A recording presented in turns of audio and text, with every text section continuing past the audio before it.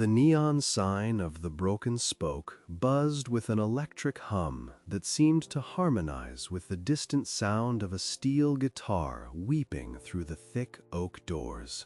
It was a Tuesday afternoon in Austin, the kind of day where the heat rose from the asphalt in shimmering waves, distorting the view of South Lamar Boulevard. Inside, the air was cool and smelled of decades of spilled beer, floor wax, and the faint, lingering scent of fried chicken steak. George Strait sat in the far back corner, the shadows of the low ceiling hiding the brim of his hat. He wasn't there for a show, and he wasn't there to be seen. He was there because sometimes the silence of the road was too loud, and the noise of a honky-tonk was the only thing that felt like peace.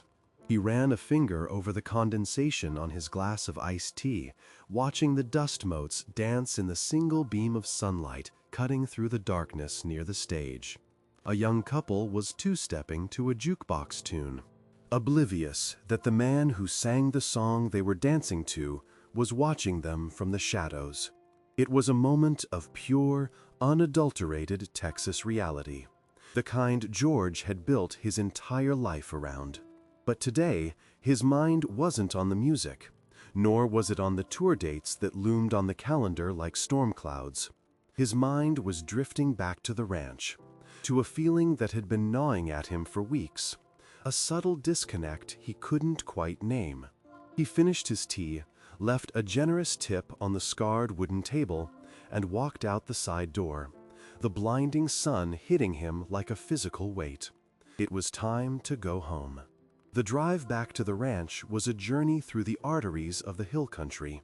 The tires of his truck hummed a monotonous rhythm against the pavement, a sound that usually lulled him into a state of relaxation, but today it felt urgent. The landscape rolled by, a tapestry of mesquite, live oak, and limestone, the colors bleached by the relentless sun. Preserve the original language of the text, his knuckles white. He had spoken to Norma earlier that morning. She had sounded distant, not angry, not sad, just far away, like a radio station fading out of range. They had been married for over 50 years. He knew every inflection of her voice, every sigh, every silence. And this silence was different. It wasn't the comfortable silence of two people who knew each other's souls. It was a silence that held a secret. When he turned onto the long gravel driveway that led to the main house, the dust billowed up behind the truck, a golden cloud in the late afternoon light. The ranch was his sanctuary, the place where George Strait, the icon, ceased to exist, and George, the husband and father, began.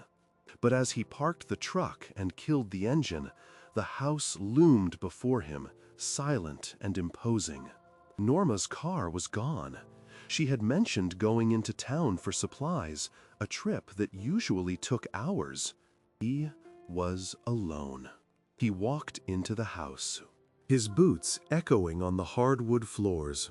The air inside was cool and smelled of lemon polish and vanilla, the scent of Norma. He walked through the living room, passing the family photos on the mantel. Pictures of Bubba, pictures of their grandchildren, pictures of him and Norma from the early days when they had nothing but a dream and a beat-up car. He stopped at a photo taken in the early 80s. He was thin, wearing a shirt that was too tight, smiling that crooked smile. Norma was looking at him, not at the camera. Her eyes in the photo held a mixture of pride and something else. Fear? Sadness? He had never noticed it before. He shook his head, dismissing the thought, and walked into the kitchen to pour himself a glass of water. The house settled around him, the wood expanding and contracting in the heat. It was an old house, full of quirks and hidden spaces. As he drank, his eyes wandered to the ceiling. There was a water stain forming near the crown molding in the hallway. He frowned. He had meant to check the roof weeks ago. Setting the glass down, George decided to be useful. If he couldn't fix the strange distance he felt in his marriage right this second, he could at least fix the house. He went to the utility closet, grabbed a heavy flashlight and a toolbox, and headed for the second floor. The hallway upstairs was dimmer, the blinds drawn against the sun. At the far end of the hall, past the guest bedrooms and the linen closet, there was a small door. It wasn't a standard door. It was shorter, narrower, painted the same cream color as the walls, almost blending in completely. It led to the attic space above the west wing of the house. George paused in front of it. In all the years they had lived here, he could count on one hand the number of times he had opened this door. It was always Norma's domain. She called it the storage crawl space and claimed it was full of insulation fibers and old Christmas decorations that she managed herself. Whenever he offered to clean it out, she would wave him off with a nervous laugh, saying he would just make a mess. "It's too dusty for your throat, George," she would say. "You need to save your voice." He had always accepted that. It was a sweet gesture, her protecting his livelihood. But standing there now, with the flashlight heavy in his hand, that excuse felt thin. He reached for the small brass knob. It was cold to the touch. He turned it, but the door didn't budge. It was locked. Not just stuck with paint, but actually locked. He frowned. Why would a storage crawl space be locked inside their own home? He jiggled the handle, thinking maybe it was just jammed. The mechanism rattled, but the bolt held firm. A sudden wave of curiosity, mixed with an inexplicable dread, washed over him. He looked at the top of the door frame. There was no key. He knelt down, squinting at the keyhole. It was an old skeleton key type, simple but effective. He didn't have the key. He stood up, looking around the hallway as if the walls would give him an answer. The silence of the house seemed to press in on him. He shouldn't be doing this. Norma would be home soon. She would explain. But the memory of her distant voice on the phone urged him on. He needed to know what was behind this door. He went back to the toolbox he had set on the floor and pulled out a flathead screwdriver and a hammer. "Sorry, Norma," he whispered to the empty hallway. He wedged the screwdriver between the door and the frame near the lock. He tapped it gently with the hammer. Wood chips fell to the floor. He applied leverage. The wood groaned, a sound like a dry cough in the quiet house. He pushed harder. The old wood, dried out by decades of Texas summers, gave way with a loud crack. The door popped open, swinging inward into the darkness. A smell hit him instantly. It wasn't the smell of fiberglass insulation or dead mice. It was the smell of old paper, graphite, and dried lavender. It was a concentrated scent of nostalgia and enclosed time. George clicked on the flashlight and stepped over the threshold. He had to duck his head to enter. The space was small, perhaps 10 feet by 10 feet, nestled under the slope of the roof. The only light came from a small circular window at the far end, covered in grime, letting in a weak amber glow. He swept the beam of the flashlight across the room. There were no boxes of Christmas decorations. There were no rolls of pink insulation. The room was empty of furniture, save for a small wooden stool in the center and a worn rug. But the walls! George's breath caught in his throat. He swung the light across the sloped ceiling, down the knee walls, over every inch of the plaster. The walls were covered. They were covered in handwriting. Thousands upon thousands of words, written in pencil, scrawled directly onto the white plaster. Some were faded, barely visible, gray ghosts of sentences. Others were dark, pressed hard. The graphite shimmering in the flashlight's beam. It looked like a madman's cell, or a monk's sanctuary. George took a step forward, his boots crunching on the dust. He felt like an intruder in a sacred temple. He reached out a hand, his trembling fingers hovering inches from the wall nearest to him. He began to read. The writing wasn't random. It was organized, roughly, by date. He moved to the far left, near the floor, where the writing seemed faintest. He squinted, bringing the light closer. October 14th, 1981, it read in Norma's neat, looping cursive. He left for the tour today. The bus pulled away at 5 a.m. The sound of the engine woke the baby, but I didn't tell George. I didn't want him to feel guilty. The house feels so big tonight. I walked from room to room just to hear my own footsteps. I miss him already. It physically hurts, like a bruise on my chest. But I smiled when he kissed me goodbye. I have to be strong. For him, for the music. George felt a tear prick the corner of his eye. 1981. That was the year Straight Country came out. He was on the road for 200 days that year. He remembered calling her from payphones at truck stops, excited about the crowds, about the radio play. She had always sounded happy, supportive. He had never known she was walking the halls of this ranch, feeling like the house was swallowing her whole. He moved the light to the right. February 2nd, 1983. Bubba has a fever. The doctor says it's just a virus, but I'm scared. George is in Oklahoma. I picked up the phone to call the hotel, but I put it back down. He has a show tonight. If I tell him, he'll worry. He might miss a cue. He might not sing as well. I can't be the reason he fails. I sat in the rocking chair with Bubba all night. I told myself that George is doing this for us. But God, I am so lonely. I talked to the walls today because there was no one else to listen. George let out a ragged breath. He remembered that tour. He remembered that night in Oklahoma. He had gone out for drinks with the band after the show, celebrating a sold-out venue. He had slept soundly in a hotel bed while his wife sat in a rocking chair, terrified and alone, holding their sick child. The guilt hit him like a physical blow, staggering him. He had to sit down. He lowered himself onto the small wooden stool in the center of the room. It creaked under his weight. From this vantage point, the room spun around him. The walls were a tapestry of her pain. It wasn't just loneliness. It was fear. It was anxiety.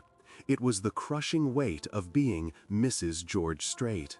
He shone the light higher up the wall. June 1986. A woman at the grocery store asked me if I worry about the groupies. She laughed like it was a joke. I laughed too. I came home and cried in this room for an hour. Do I worry? Every time the phone rings late at night. Every time he mentions a new female singer opening for him. I trust him, I do. But the world wants him. The world loves him. How can I compete with the world? I am just Norma. I am just the girl from high school. I look in the mirror and I see wrinkles starting.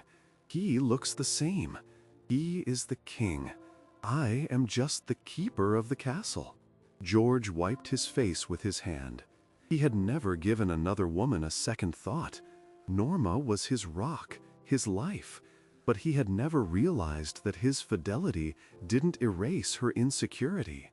He had assumed she knew. He had assumed his love was loud enough to drown out the whispers of the world. But here, on these walls, the whispers were screamed in pencil lead. He stood up again, drawn to a section where the writing was jagged. The pencil pressed so hard it had broken the plaster surface.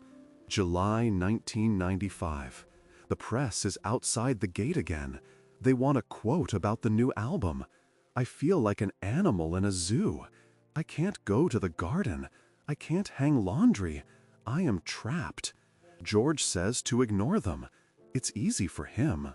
He puts on the hat and the smile, and he becomes the persona. I don't have a hat. I don't have a persona. I just have this skin, and it feels too thin today. I came up here to scream. I screamed until my throat burned, but I did it into a pillow so the housekeeper wouldn't hear. I hate this part. I hate the fame. I love the man, but I hate the legend." George traced the jagged letters with his thumb. He felt the texture of her anger.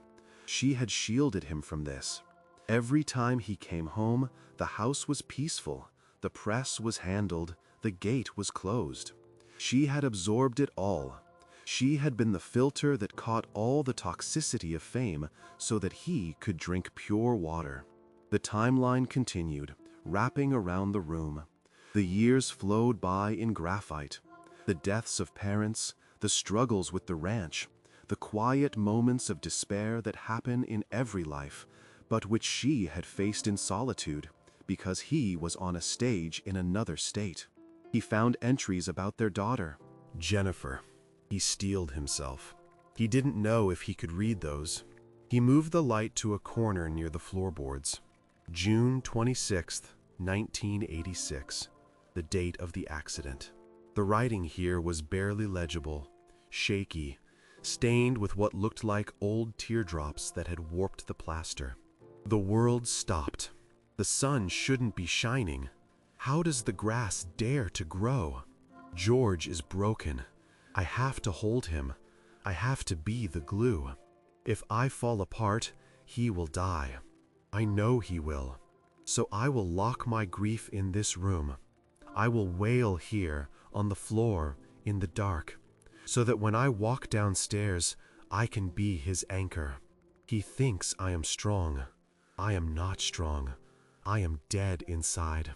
But for him, I will breathe. I stay for him. I endure for him. George dropped the flashlight. It clattered on the wooden floor, the beam spinning wildly before coming to rest on his boots. He put his head in his hands and sobbed, a deep, guttural sound that had been buried for decades. He had always marveled at Norma's strength after Jennifer died. He had leaned on her, heavy and broken. He had thought she was made of steel, but she wasn't. She was just a woman who loved him enough to postpone her own collapse. She had come up here to this tiny, suffocating oven of a room, and she had let it out, bit by bit, word by word, so that she wouldn't drown him with her tears. She had saved his life, and he hadn't even known she was bleeding. The realization was a vast, dark ocean washing over him. Every award, every #1 hit, every sold-out stadium, it was all built on the foundation of this plaster wall. It was built on her silence. He sat there for a long time, the silence of the ranch now heavy with the voices of the past. The sun began to set outside, the amber light in the small window turning to a bruised purple. He picked up the flashlight and stood up. His knees ached, his heart ached. He looked at the wall one last time before turning to leave.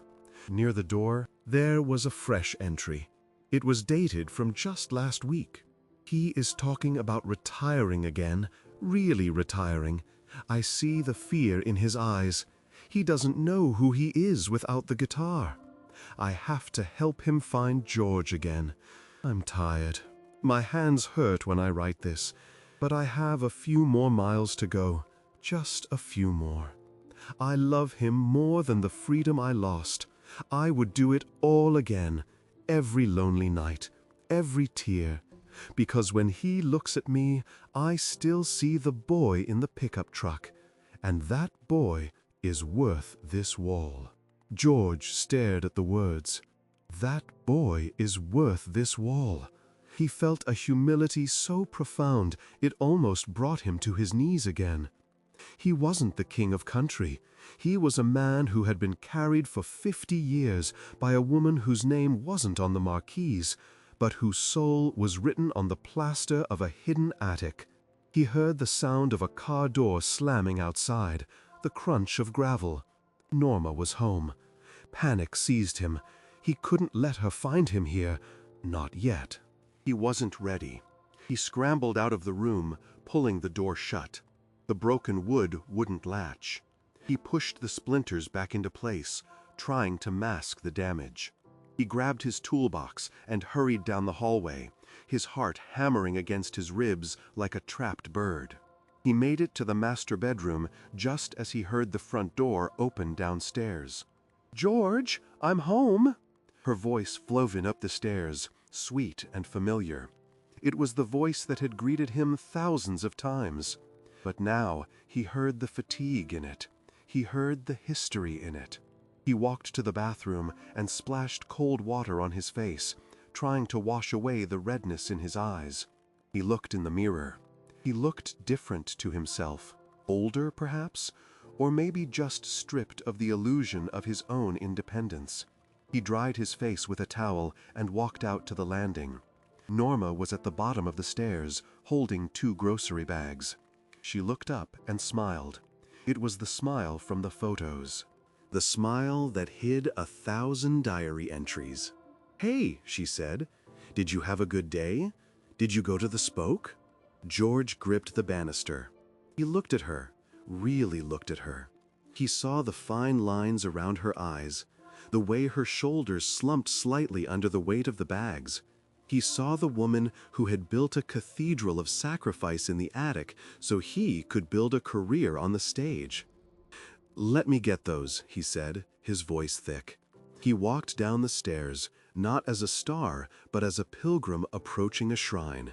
He took the bags from her hands, his fingers brushing hers. Her skin was soft, paper thin. "George, are you okay?" she asked, sensing the shift in his energy. She knew him too well. "I'm fine, Norma," he lied, but it was a gentle lie.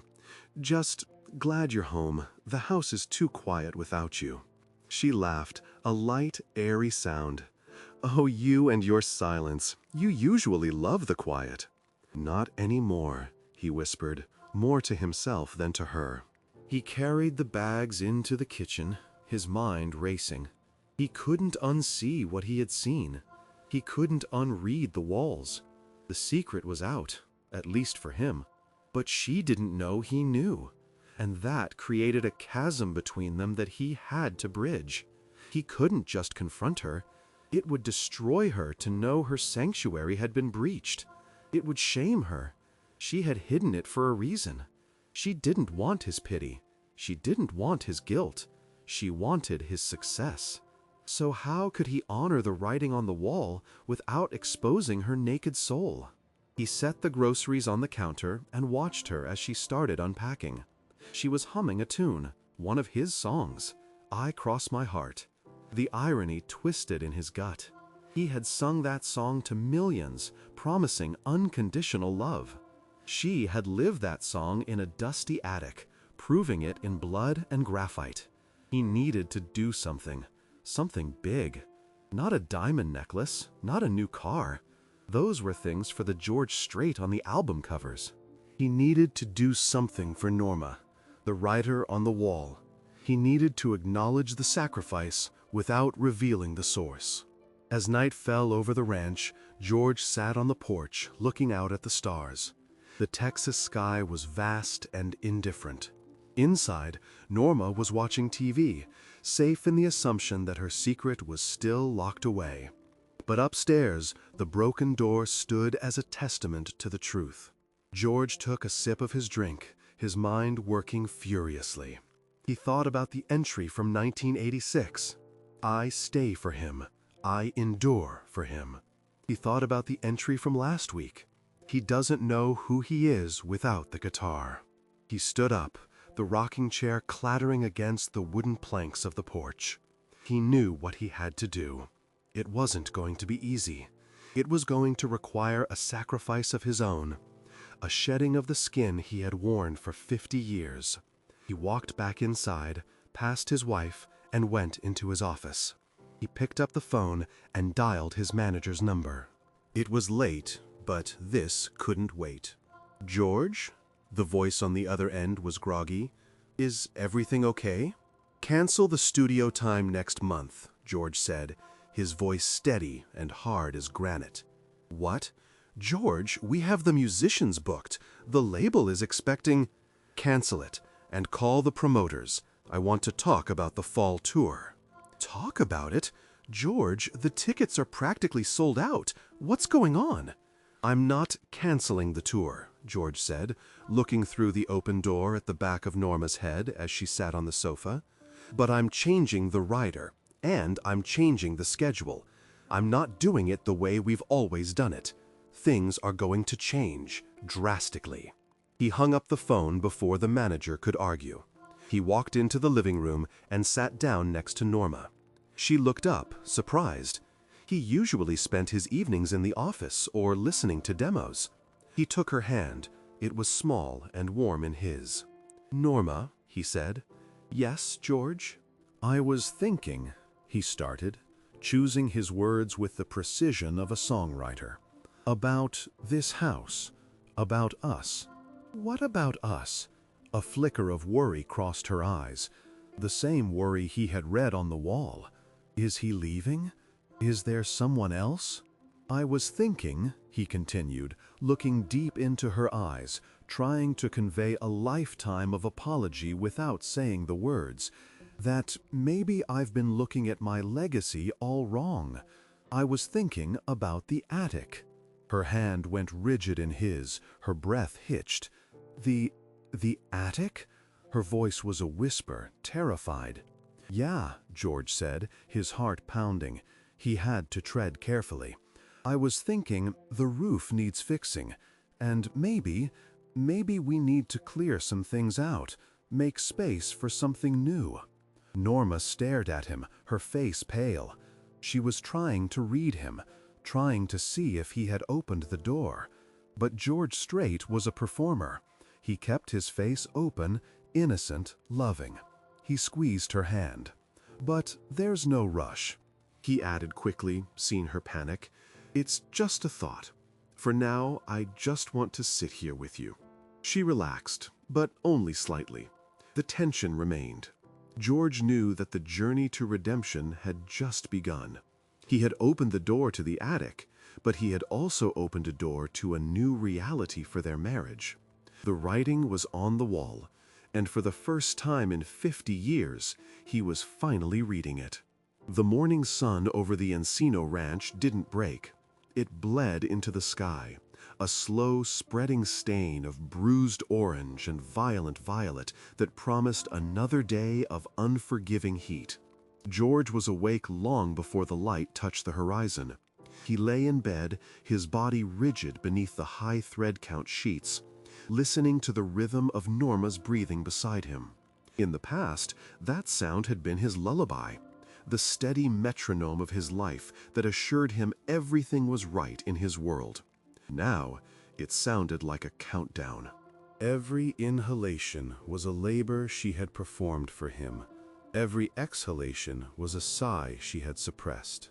He turned his head slowly on the pillow, looking at her profile in the gray pre-dawn light. Her face was relaxed in sleep, the worry lines smoothed out, her hands curled near her chin. She looked fragile. He felt a surge of protectiveness so fierce it made his chest ache, followed immediately by a wave of nausea. He was the wolf who had been guarding the sheep, unaware that he was also the one eating them, bite by small bite, over 5 decades.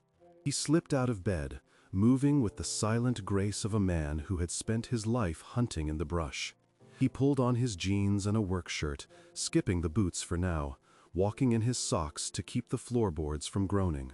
Down in the kitchen, the silence was absolute. The refrigerator hummed, a lonely mechanical sound. He made coffee, the ritual of grinding beans and pouring water, usually a mindless comfort. But today, his hands shook as he held the carafe. He spilled a few drops on the granite counter and stared at the dark liquid, mesmerizing in its stark contrast to the pale stone. It reminded him of the graphite on the white plaster upstairs. Everything reminded him of the room. The house, once his castle, had transformed overnight into a museum of his own ignorance. Every corner seemed to whisper, she was lonely here, she cried here, she waited here. When Norma came down an hour later, George was sitting at the kitchen table, a cold cup of coffee in front of him, staring out the bay window at the horses grazing in the distance. She wore a floral housecoat, her hair soft and loose. She paused in the doorway, sensing the heaviness in the room. The air between them was charged, thick with the secret he held and the fear she carried. "You're up early," she said, moving to the coffee pot. Her voice was cheerful, practiced. It was the voice she used for the world. The voice she used for him. "Couldn't sleep," George muttered, not turning his head. "Thinking about the fence line in the south pasture. Needs work." It was a lie, but a safe one. Ranch work was a language they both understood. Norma poured her coffee and sat opposite him. She blew on the steam, her eyes scanning his face over the rim of the mug. "You seem restless, George. Is it the tour? You know, if you're worried about the set list, you always figure it out. You always do." George looked at her then. He looked at the way she offered him reassurance before she even took her first sip of caffeine. It was automatic, a reflex. Comfort George, stabilize the king. "It's not the set list," he said, his voice rougher than he intended. He cleared his throat. "I was actually thinking about staying home a few extra days before heading to Nashville. Maybe skip the pre-production meetings, let the band handle it." Norma lowered her mug slowly. The porcelain clicked against the saucer. Her eyes widened in genuine confusion. "Skip the meetings? George, you never skip the meetings. You say nobody gets the sound right unless you're in the room. You've said that for 40 years. "Maybe I trust them more now," he said, shrugging, trying to appear casual. "Or maybe I just want to be here, with you." A shadow crossed her face. It wasn't relief. It was panic. Subtle, fleeting, but he saw it. She forced a smile, but it didn't reach her eyes. "With me? But I have my routine, George. I have the garden club, and the grandkids are coming on Thursday, and I have to organize the—" She trailed off, flustered. George realized with a sinking heart that his presence disrupted her survival mechanism. When he was gone, she could be herself, the broken, lonely writing woman. When he was here, she had to be the perfect wife. By staying, he wasn't comforting her. He was taking away her solitude, the only time she had to bleed without judgment. He had to be smarter. He had to play the long game. "You're right," he said, backing down. "I'll probably go, just thinking out loud." He saw her shoulders drop an inch. She exhaled. "You had me worried for a second. I thought maybe you were feeling sick." "I'm fine," he said. "I'm going to check the roof." He stood up and left the kitchen before he could say anything else. He needed to get back to the attic. He needed to understand. He needed to know why his presence was a burden she bore so graciously. He waited until she left for the grocery store again. She seemed to be finding reasons to leave the house, perhaps sensing his intensity. As soon as her car disappeared down the long driveway, George grabbed his toolbox and sprinted up the stairs, ignoring the pain in his knees. He reached the small door at the end of the hallway. The damage he had done the day before was visible if you looked closely. Splintered wood near the jamb. He would have to fix that today. Glue and sawdust. A trick his father had taught him. But first, he had to go back inside. He pushed the door open and stepped into the stifling heat of the attic. The smell hit him again. Paper, lavender, and thyme. He clicked on the flashlight and sat on the small wooden stool. He felt like a historian decoding the ruins of a lost civilization. Yesterday, he had read the early years. Today, he needed to face the middle years. The years of peak fame. The years when he thought they were the happiest couple on earth. He turned the beam to the wall behind the door, a section he had missed yesterday. The handwriting here was jagged, rushed. The dates were from the mid-90s. April 19th, 1996. The ACM Awards. He won Entertainer of the Year. The crowd roared so loud I felt the floor shake under my heels. I stood up and clapped. I smiled until my cheeks cramped. I kissed him and told him I was so proud. And I am so proud. But in the limousine on the way back to the hotel, he fell asleep. He was so exhausted. I sat there watching the city lights pass over his face, and I felt like a ghost. I am the woman in the sequin dress who holds the purse while he holds the trophy. I wanted to wake him up and tell him that I had a nightmare last night, that I'm scared of getting old, that I feel like I'm disappearing. But I let him sleep. He needs the rest. The king needs his rest. The ghost just haunts the window. George traced the words, "The ghost just haunts the window." He remembered that night. He remembered waking up in the hotel, feeling refreshed, turning to Norma and asking if she had fun. She had said yes. She had ordered room service and they had celebrated. He had never known that while he slept, she was wrestling with an existential void in the back of a stretch limo. He had treated her like a fixture in his life, a constant, sturdy lamp that gave light but required no fuel. He was a fool. He moved the light down. November 1998. Thanksgiving. He's home. The house is full of people. Everyone wants a piece of him. Uncle Joe wants to talk about trucks. Cousin Sarah wants an autograph for a friend. I am in the kitchen cooking for 30 people. George came in once, patted me on the bottom, stole a roll, and went back to the living room. He didn't see me. He saw the cook. He saw the wife. He didn't see Norma. I burned my hand on the oven rack. A blister formed instantly. I didn't scream. I ran it under cold water and went back to basting the turkey. The pain was grounding. It reminded me I was real. Sometimes, standing next to him, I feel like a hologram. George looked at his own hands, large, capable hands that had strummed 1,000,000 chords. He tried to remember that Thanksgiving. He remembered the football game. He remembered the laughter. He didn't remember the burn on her hand. How could he miss a burn on his wife's hand? Because she hid it. She hid the burn. She hid the pain. She hid the writing. He stood up and moved to a dark corner where the roof sloped sharply down to the floor. The writing here was small, cramped, as if she was whispering even as she wrote. July 2004. He wrote a song for me. Or he says it's for me.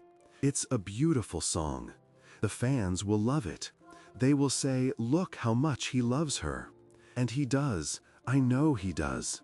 But he loves the idea of me. He loves the woman who waits. He loves the woman who is always there. Does he know the woman who wants to travel to Italy and not talk to anyone?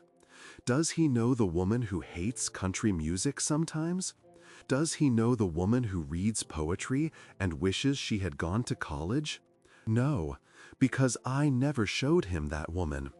I killed her a long time ago so George Strait could have a wife. I buried her in this attic. George staggered back, his boot hitting the toolbox with a loud clang. I killed her a long time ago. The words echoed in the small space. He felt like a murderer. He hadn't pulled a trigger. But his career, his ambition, his shadow had suffocated the woman she could have been. He had consumed her potential to fuel his own. And she had let him. That was the tragedy. She had willingly walked onto the pyre. He couldn't read anymore, not right now. It was too much. He needed air. He needed to fix the door before she came back. He grabbed the wood glue and the clamps he had brought. He worked mechanically, his hands performing the tasks while his mind reeled. He glued the splintered jamb, clamping it tight, wiping away the excess. He rubbed dust over the seam to hide the repair. It wasn't perfect, but in the dim hallway, it would pass. He locked the door again, using a tension trick with the screwdriver, leaving it seemingly stuck as it had been. He went back downstairs, his heart heavy as lead. He went into his study, a room filled with gold records, awards, guitars. Usually, this room gave him a sense of accomplishment. Now, it looked like a dragon's hoard, stolen from the villagers. He sat at his desk and pulled out a notepad. He needed to talk to someone. He couldn't carry this alone. But who? He couldn't tell the press. He couldn't tell his band. He picked up the phone and dialed Bubba's number. His son, the one who had grown up in this house, under the same roof as the secret room. "Dad?" Bubba answered on the second ring. "Everything okay? Mom said you were acting weird this morning." "She called you?" George asked, rubbing his temples. "Yeah, she said you were talking about skipping meetings, said you were staring at the walls. She's worried, Dad. She thinks maybe your memory is slipping, or you're hiding a health issue." George let out a bitter laugh. "My memory is fine, Bubba. Too fine, maybe. I'm remembering things I shouldn't." "What does that mean?" Bubba's voice sharpened. George hesitated. He couldn't tell Bubba about the room. It was Norma's sanctuary. It would be a violation to expose it to her son. But he could ask around the edges. "Bubba, when you were growing up, did you ever think Mom was unhappy?" Silence on the other end. A long, heavy pause. "Unhappy?" Bubba repeated slowly. "Dad, Mom is the strongest woman I know. She ran that ranch while you were gone. She raised us." "I know she's strong," George snapped, then softened his tone. "I know. But did she ever seem lonely to you? Did she ever disappear?" Bubba sighed. "Dad, you were gone 200 days a year. Of course she was lonely. I remember sometimes when I was little, I'd come home from school and I couldn't find her. I'd call her name and the house would be empty. Then, maybe an hour later, she'd come down from upstairs. Her eyes would be red. She'd tell me she was cleaning the attic or sorting winter clothes. But she never brought anything down. She just came down looking lighter, like she'd put a heavy load down somewhere up there." George closed his eyes. The boy had noticed. The child had seen what the husband had missed. "Why didn't you tell me?" George whispered. "Tell you what? That Mom was sad you were gone? You knew that. We all knew that. It was the price, Dad. It was the deal. We all paid it, but she paid the most." "She paid the most," George echoed. "Is something wrong, Dad? Did something happen?" "No," George lied again. "Just getting old. Looking back. Regrets, I guess." "Don't have regrets, Dad. You gave us a great life. Mom loves you. She worships the ground you walk on." "That's the problem, son," George said softly. "She shouldn't." He hung up the phone. The conversation hadn't absolved him. It had confirmed the timeline. The cleaning the attic excuse had been going on for 30 years. It was a ritual, a prayer, a confession. Later that afternoon, Norma returned. George was in the living room, pretending to read a newspaper. He watched her over the top of the pages. She looked tired. She put the groceries away and then, as he had anticipated, she headed for the stairs. "I'm just going to go change," she announced, "and maybe check on those winter blankets in the storage crawl space. It's getting to be that time of year." George's heart stopped. She was going there. Now, with him in the house, she must be desperate. The stress of his behavior this morning had driven her to the wall. "Okay," he said, keeping his voice even. "Need any help?" "No," she answered too quickly. "No, it's Dusty. You stay there, watch the game." He waited until she turned the corner of the landing. Then he put the paper down and stood up. He didn't follow her up the stairs immediately. He took off his boots. He moved like a shadow. He crept up the stairs, step by step, avoiding the creaky board on the third step. He reached the hallway. The door to the attic was closed. He crept closer, pressing his ear against the wood. At first, silence. Then, a sound that tore his soul apart. It was the sound of pencil on plaster. Scritch, scritch, scritch. A frantic, rhythmic scratching. She was writing.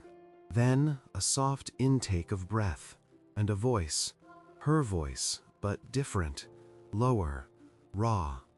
"I don't know what he knows," she whispered to the wall. "He looked at me today like he was seeing a stranger. God, please don't let him find out. If he sees this, if he sees how weak I am, it will break him. He needs to be the hero. He needs to believe he saved me. If he knows I saved myself, he'll crumble. I can't let him crumble. I have to be the rock, even if I'm turning into sand." George slumped against the wall outside the door. Tears streamed down his face, silent and hot. She wasn't writing about her pain anymore. She was writing about protecting him from the knowledge of her pain. Even in her secret sanctuary, she was serving him. She was terrified that her vulnerability would hurt his ego. She thought he needed to be the hero. He realized then that he had never really been the hero. He had been the burden she carried. The king of country was a statue she kept polished, even while her hands bled. He wanted to kick the door down. He wanted to rush in and hold her and tell her to stop writing, to scream at him, to hit him, to be real. But he couldn't. If he went in there now, he would confirm her worst fear, that he was watching, that she had no private place left. He would take away the last inch of soil she claimed as her own. He had to leave. He had to retreat. But he couldn't go back to being the same man. He crept back down the stairs, his body trembling with the effort of silence. He went out the back door, into the heat of the afternoon. He walked to the barn, past the prize-winning horses, past the tractors, past the trophies of his success. He walked until he reached the old hayloft. He climbed up and sat in the dust, burying his face in his hands. He stayed there for hours until the sun began to set. He formulated a plan. He couldn't erase the writing on the wall. He couldn't erase the past 50 years, but he could write a new ending. He couldn't just fix the roof. He had to dismantle the house. Not the physical structure, but the structure of their life. He needed to give her something she had written about. Does he know the woman who wants to travel to Italy and not talk to anyone? He wiped his face. He stood up. The George Strait who walked out of that barn was not the man who had walked in. The swagger was gone. The confident tilt of the hat was gone. In its place was a man with a mission. A man who had seen the writing on the wall and finally understood the message. He walked back to the house. Norma was in the kitchen chopping vegetables. She looked up, her face composed, her mask back in place. "Hey," she said, "dinner will be ready in 20 minutes. "Norma," George said, his voice steady, "leave the vegetables." "What?" She paused, knife in midair. "Leave them. Turn off the stove." "George, what are you talking about? We have to eat." "We're going out," he said, "and then we're going away." "Away? To Nashville?" "No," George said, walking over to her and gently taking the knife from her hand, setting it on the counter. He took her hands in his. They were cold. "Not Nashville, not a tour, not a ranch." He looked into her eyes, trying to convey the depth of his seriousness without revealing the source. "Italy," he said. Norma froze. Her mouth opened slightly. "Italy? Yeah, I hear the wine is good. And I hear it's a good place to be someone else for a while. Someone who isn't George Strait." Norma stared at him, searching his face. She looked for the joke. She looked for the catch. But she only saw a man who looked desperate to give her something she hadn't asked for. At least, not out loud. "But the ranch," she stammered. "The horses, your schedule." "Screw the schedule," George said. A profanity he rarely used in front of her. It shocked her into silence. "The ranch will be here. The horses have handlers, but we might not have forever, Norma, and I don't want to spend the rest of my life looking at the same four walls." He saw a flicker of something in her eyes. Hope? Fear? It was a terrifying mix. "I don't have a passport," she whispered, a weak excuse. "It's expired," he corrected. "We'll get a new one. Expedite it. We leave in 3 days." 3 days? George, that's crazy. "Maybe," he said, pulling her into a hug. He held her tight, resting his chin on her head so she wouldn't see his face. "Maybe I just want to get lost with you. Is that okay?" She stood rigid for a moment. Then slowly she melted into him. He felt her nod against his chest. "Okay," she whispered. "Okay." But as he held her, George looked over her shoulder, towards the ceiling, towards the hidden room. He knew that a trip to Italy wouldn't scrub the pencil from the plaster. It was a start, but it wasn't the cure. The cure would require a confession, and he knew, with a heavy certainty, that the confession would have to happen in that room. He would have to force her to read the walls with him, but not yet.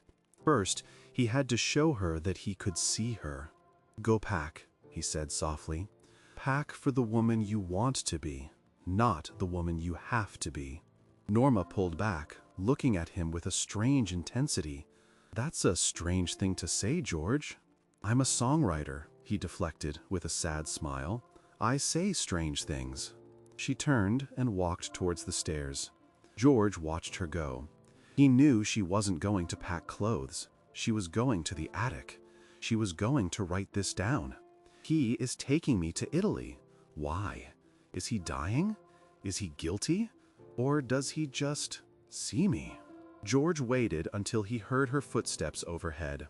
Then he walked to the wall calendar in the kitchen. He took a black marker and crossed out the entire month. Then the next. Then the next. He wrote one word across the dates. Norma. It was a small gesture. It didn't fix the 50 years of neglect. But as he looked at the bold black letters, he felt a tiny shift in the universe. The king was stepping down. The husband was stepping up. And the walls upstairs, covered in the graffiti of a broken heart, were waiting for the final entry. The trip to Italy had been a bandage on a bullet wound. It was beautiful, yes.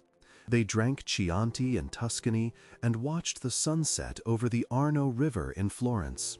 George held her hand. He listened to her read poetry. He bought her the silk scarves she admired in the shop windows. For 2 weeks they pretended. Norma pretended she wasn't terrified of returning to her cage, and George pretended he wasn't haunted by the writing he had left behind. But the geography couldn't change the history. As the plane touched down on the tarmac in San Antonio, the weight settled back onto George's shoulders. The ranch was waiting. The room was waiting. They drove home in silence, the Texas heat greeting them like a physical blow after the mild European autumn. The sky was turning a bruised purple, heavy clouds stacking up in the north, a classic hill country thunderstorm brewing. By the time they turned onto the gravel driveway, the wind was whipping the mesquite trees into a frenzy. "Looks like a bad one," George murmured, gripping the steering wheel. Norma looked out the window, her face pale. "I hope the roof holds. It's been leaking near the west wing." The west wing. The attic. George felt a jolt of adrenaline. He parked the truck near the garage just as the first fat drops of rain began to slap against the windshield. They hurried inside, the wind howling around the eaves of the big house. The lights flickered and died, plunging the hallway into a gray gloom. "I'll get the flashlights," Norma said, her voice trembling slightly. "I've got them," George said, grabbing the heavy mag light from the utility drawer. "You stay here. I need to check upstairs." "George, don't," she said, reaching for his arm. "It's just a storm. Wait until it passes." "I need to check the leak, Norma," he said, his voice firm. If water gets in, it could ruin the structure. He didn't wait for her argument. He took the stairs 2 at a time, the beam of the flashlight cutting through the dark. The thunder cracked directly overhead, a sound like the sky tearing apart.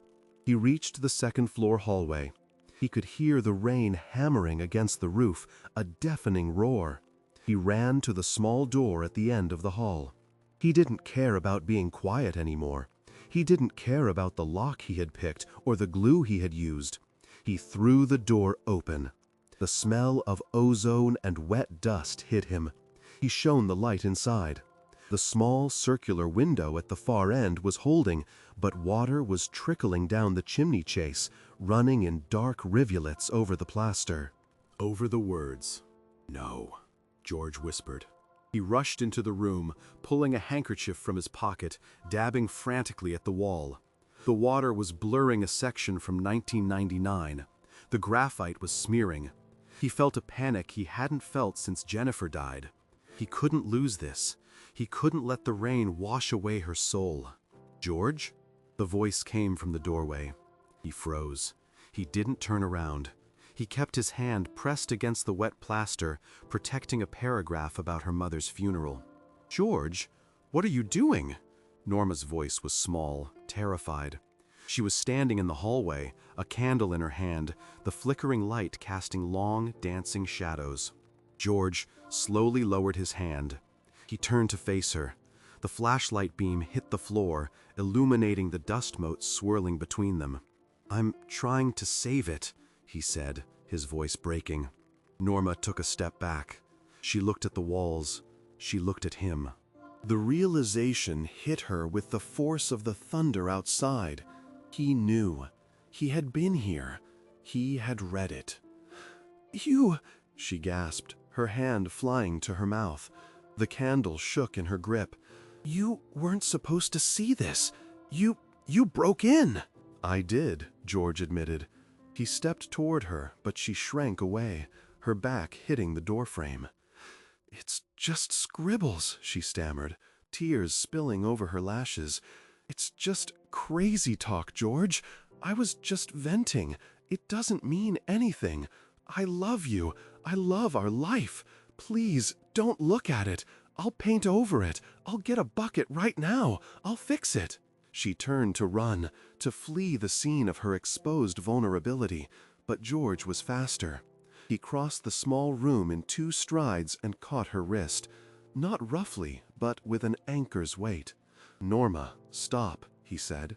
"Let me go. It's shameful. It's ungrateful," she cried, struggling against his grip. "You gave me the world, and I sat up here complaining like a spoiled child." "I'll paint it. I swear I'll paint it." "You will not paint it," George roared. The shout silenced the room. Even the thunder seemed to pause. Norma went still, her eyes wide with shock. George had never raised his voice at her, not like this. He softened his grip, sliding his hand down to hold hers. He pulled her gently into the center of the room. He picked up the flashlight and aimed it at the wall to their right. "Read it," he commanded softly. "No," she whimpered. "Read it, Norma." She looked at the wall. It was an entry from 2009. He walked out on stage tonight, and the lights hit him, and he looked like a god.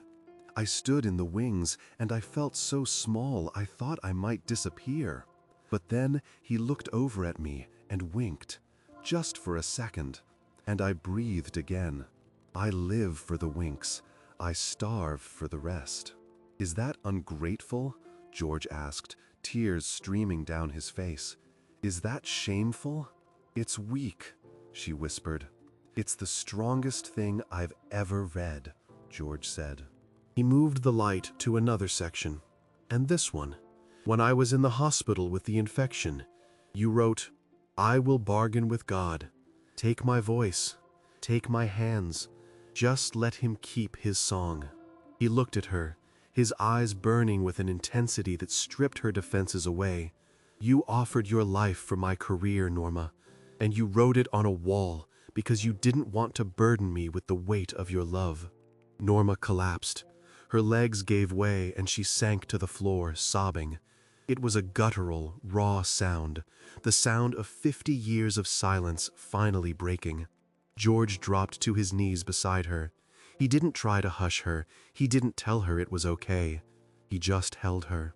He wrapped his arms around her and let her weep into his shirt, rocking her back and forth while the rain hammered the roof like a standing ovation. They sat there for a long time. The storm raged, and then, slowly, began to fade. The thunder moved east, towards Houston. The dripping from the chimneys slowed. The room grew quiet, save for their breathing. Norma pulled back, wiping her face. She looked exhausted, but for the first time in decades, her eyes were clear. The secret was gone. The wall between them had physically manifested, and he had climbed over it. "I thought you would leave me," she said, her voice raspy. "If you knew how much I hated the loneliness. I thought you'd think I wasn't enough, that I wasn't the cowboy's wife." George reached out and touched her cheek. His fingers were rough, calloused from guitar strings and reins. "Norma, you aren't the cowboy's wife. You're the cowboy's spine. I stood tall because you were holding me up.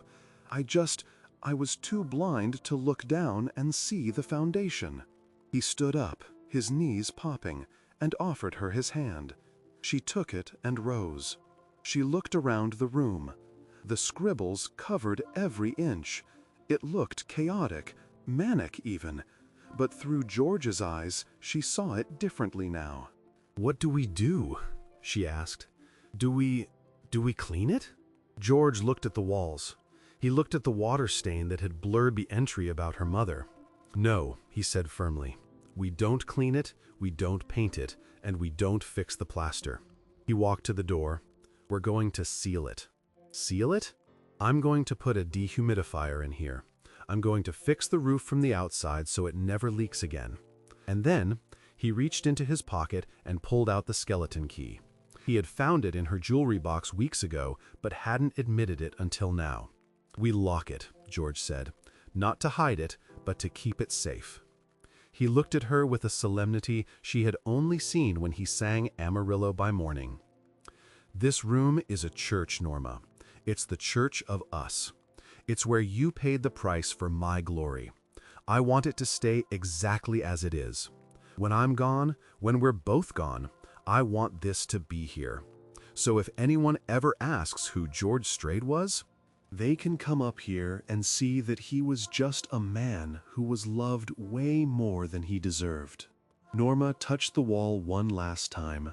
She traced the words, "I stay for him." She realized she didn't need to write them anymore. He knew. They walked out of the attic together. George pulled the door shut. It clicked into place. He inserted the key, turned the lock, and then removed it.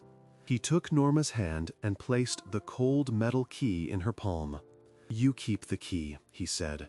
"You open it if you ever need to write again. But I promise you, Norma, I'm going to spend the rest of my life trying to make sure you have nothing left to write about but the good days." They walked down the hallway, leaving the darkness behind them. 6 months later, the Texas sun was setting, casting a golden glow over the Broken Spoke Saloon. The parking lot was full. Inside, the air was thick with anticipation. The crowd was buzzing. George Strait was playing a surprise set. It wasn't a stadium. It wasn't an arena. It was the honky-tonk where it all began. George walked onto the small stage. He adjusted the microphone. He looked out at the crowd, the boots, the hats, the beer bottles. He smiled, that crooked, famous smile. But there was something different about him. He seemed lighter, less guarded. "Howdy, folks," he said, and the room erupted.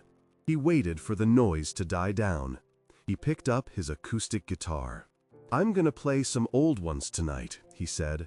"But first, I want to dedicate this set. Usually, I dedicate songs to the fans, and I love you all, but tonight is different." He looked towards the back of the room. In the shadows, at a small table, sat a woman with silver hair and eyes that sparkled in the dim light.